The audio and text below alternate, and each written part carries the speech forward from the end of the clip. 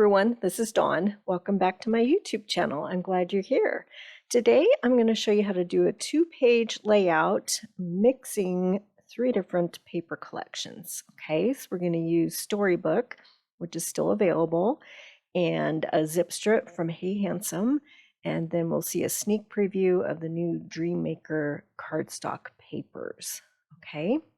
So this is the Dreammaker cardstock. This is the Sundance piece, and one side of the cardstock is kind of marbleized, and the other side is just regular Sundance. And we're going to use the Dreammaker stamps. These have some cool script and paint splotches to enhance your background papers. And these are the pictures that I'm going to scrapbook. They're from a trip to the museum. There was an exhibit that was called Mythic Creatures. So it had dragons and other creatures, unicorns and other cool things. So those are the pictures I'm going to scrapbook. And I started by cutting 2 circles, one in black and one in the Storybook papers. The black circle is cut at 11 inches and the Storybook one is cut at 10.5. And I've used an old Martha Stewart circle cutter. There are a couple others available on Amazon. I'll put some links below. And if you don't have that, you could cut a circle on your Cricut, or you could just use a plate and trace around it and then fussy cut it. Okay, so I'm starting out by trimming down the Storybook paper, and I'm just going to use the full panel. You could trim it down further and just use portions of it. If you've only got one slice, you could stretch it out to 2 pages, but I'm just going to be lazy and layer the large piece on both sides. Okay, so I'm cutting down my paper to 11.5 inches tall and then 11 3/4 inches wide. I'm going to butt the 2 sides against each other so it looks like one continuous layout. And I was checking earlier to make sure that if it was a continuous pattern and they matched up, but they don't, so I don't have to worry about that. But I'm just trimming everything around, and I'm going to mat them on black cardstock. So you'll see just in a second. I'm going to lay everything out so it looks like a 12 by 24 spread, and those 2 pieces butt against each other in the center. And then there's a border all the way around. Okay. And then I'm going to take this piece of Dreammaker paper and just cut it in half. So it's 6 inches, and then I'll cut 1/4 inch off of each side so that there's still a black border all the way around. First I was just going to do it this way, but then I started looking at it and decided to go ahead and cut off that bit off the edge. So I'm thinking about what's going to be seen when I put my photos down on top of it and deciding what to chop off and what to leave. Okay. So we've got that, the base of our pages started. And these zip strips are from Haight, and I think they're kind of a dark charcoal, but they're close enough to black that they work. So this is the vertical stripes with white, and I'm going to bring this circle in that I cut. And I'm going to start out by adhering the patterned paper to the black background. And then I'm also checking to see that I want to use that pine shimmer trim. I'm going to mat all my photos in black. So I printed them with the white border already, and then I'll be matting them all in black. So I'm just going to lay things out just to kind of get a feel for how I want things to be on my layout, and which photos I'm ultimately going to keep in. Just kind of playing with it.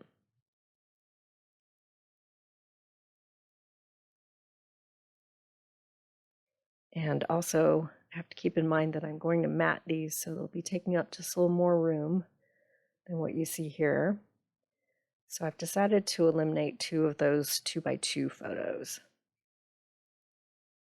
because I want to leave room for these cute little dragons. These are from they're paperboard and die cut embellishments from Storybook, and sadly they're all sold out. However, if you want these images, you can get them in the digital file. You can cut something similar on your Cricut. So this circle die, I got it off Amazon. I like the stars in it, but there's another wreath available in the Dreammaker die cut collection. That's just a wreath. It doesn't have the little stars in it. So there's another option. And then there's a few of these twig wreaths that are available on Cricut as well. Okay, so I'm going to start out by adhering this large circle of Storybook to the black cardstock. And then I'm going to place it in my trimmer and slice off about 3.5 inches off the left side. So I want the larger half of the circle to be, or a larger portion of the circle to be on the right side of the layout, and then the smaller one on the left side. And that kind of balances things because the largest picture is going to be on the left side. That's 5x7. Okay, so let's do some stamping with these really cool Dreammaker stamps. So this Dreammaker stamp set, it comes with 2 panels of the 6x6 stamps, and so they would be an E size. One side has a lot of different sentiments and fonts, and but the other side has all these cool paint splotches and just background stamps to create these images. And I love stamping on this marbleized paper. It looks so cool. It's very subtle, but with the tone on tone, but I really like the effect. So I'm pretty much using all those stamps, none of the florals, but all the paint splotches and splatters and script and typeset stamps. And I'm stamping around the edges because my photos are going to be in the center, so I don't have to take the time to stamp the entire panel here, but I'm focusing around the edges and stamping over the edge. So that's why I have that scratch paper behind it. Okay, so I did it to both sides, and now we're ready to start laying things out. So it's kind of hard to see the stamping in on camera here, but in real life it's subtle, but it really makes a difference. Plus it's fun. So I'm gonna go ahead and place that down right in the center, and butt the one side up to the center. So vertically it's centered from top to bottom. I'm kind of using the measurements on my Versamat, but mostly just eyeballing it. So get those down.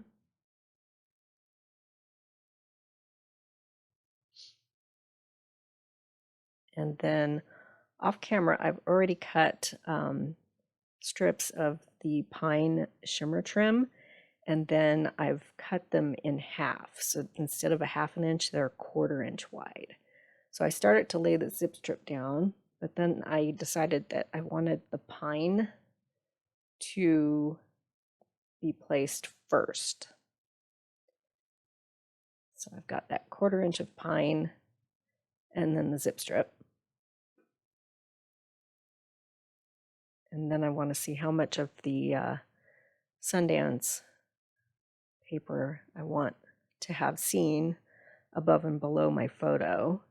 And I decided to go ahead and have that zip strip butted right up against the edge of the paper instead of over the paper, so that I can see make the most of that Sundance. Okay, so now I have everything adhered.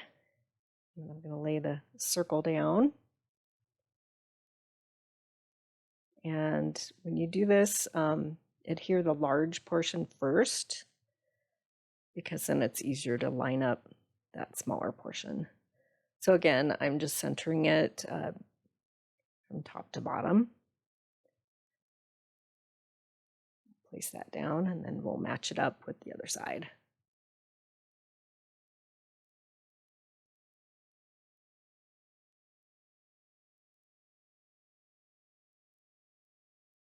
Okay. And then I'm just going to bring my photos in and kind of lay things out. I've already matted everything in black.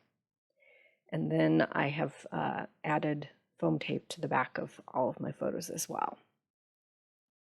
So I've cut this sticker out from the carrier sheet because it's easier to move around and decide exactly where I want to place it. And it says, "This is where the magic is."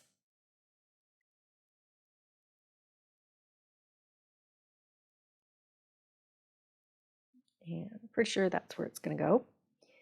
So we have the other photos matted. And we'll put the other dragon on the other side. He is so cute.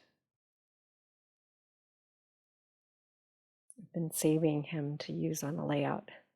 Okay, so I've cut a circle with the circle thin cuts out of this other piece of marbleized paper so that I can layer that star wreath circle on top of it because I didn't like the way things looked underneath the openings. So I like that better. And with the red in the photo on the left side, it kind of makes things flow a little bit better.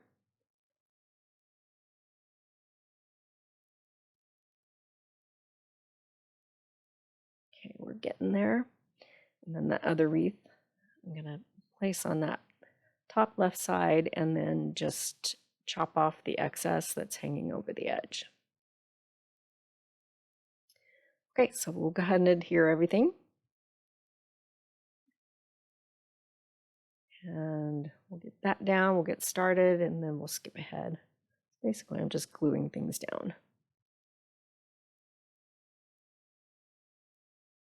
Okay. All right, so that's where I've glued down that wreath and then I've chopped off that extra that was hanging over the edge.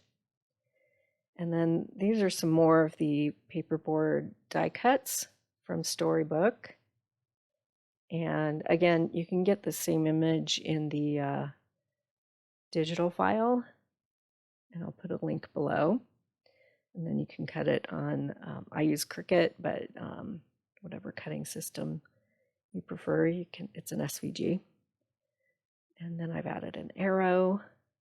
And there are also other paperboard arrows available from Close to My Heart. There's another collection, black paperboard arrows, so you could use those as well if you don't want to cut them out on a Cricut or you don't have the Storybook die cuts. Okay, so I'm using tags and tabs thin cuts to create a little tab here, and I've just journaled where we were, the Denver Museum of Nature and Science and their Mystic Creatures exhibit with our nephew, and that's my husband and me. And that large picture, they had a green screen so we can get in front of it, and they had different choices. We could have a picture taken, so it was kind of fun.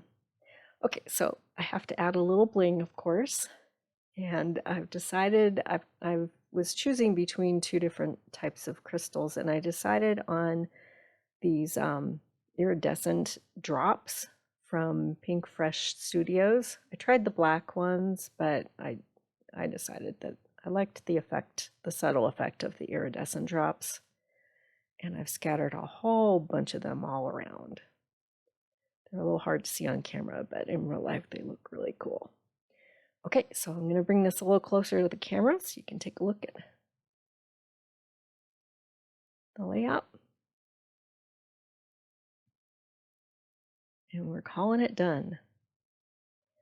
So again, I'll make a list of all the supplies that I used. In the Storybook collection, the papers and stickers are still available. I'll make a list of everything I used with links in the description below. You can do a little shopping. So if you haven't subscribed yet, please hit that subscribe button. I would really appreciate it. And then you'll be able to find all of my videos. And I'm getting really close to 400 videos in the library, so you have lots to choose from. And thanks for watching.